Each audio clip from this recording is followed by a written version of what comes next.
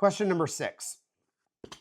What are the benefits of having decorative lights around a property? Are there any drawbacks?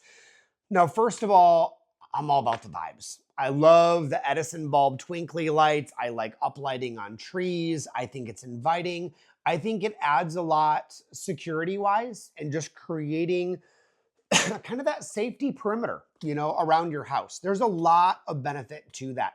So for human sake, we enjoy it. I think the lights invite us into the garden. They invite us to be in our space at the end of the day and enjoy our space. And I think at the end of the day, the more you're connected to your space, the healthier your garden is going to be. You were created to steward the land and to steward your garden, to steward your home, to help your family grow. So the more that you are connected to it, the healthier the space is going to be. So if lighting outside is going to invite you to enter that space more, I would say rock it. From a practical perspective, it does disrupt animal nocturnal rhythms, their circadian rhythms. It does mess with insects.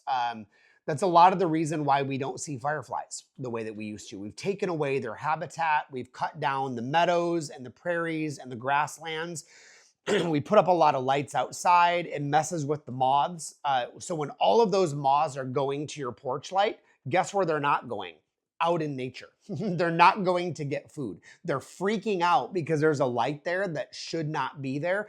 And they're all in attraction and attack mode. So this also does mess with the photosynthesis of your plant. So when you have that light on, even though it may be a warmer spectrum and it's not causing maximum photosynthesis, mostly from the red or the blue spectrum, it still is causing photosynthesis on some level. So your plants aren't regulating their circadian rhythms and their rest cycles as well, which taxes the plant's growth process. So I would say, and even true for humans, I would say if you do want to have lights, and I do, you can probably see some outside. I have lights on the dock. I have lights around the house. I have lights in the garden.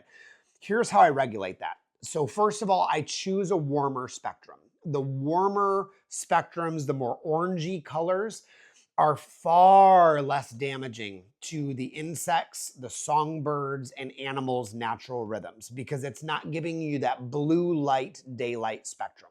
Secondly, put them on timers. You don't need them to be on all night long. And, unless you're having a party, unless you're having people over, you have guests and they might come outside. Sure, on occasion, have that as an option.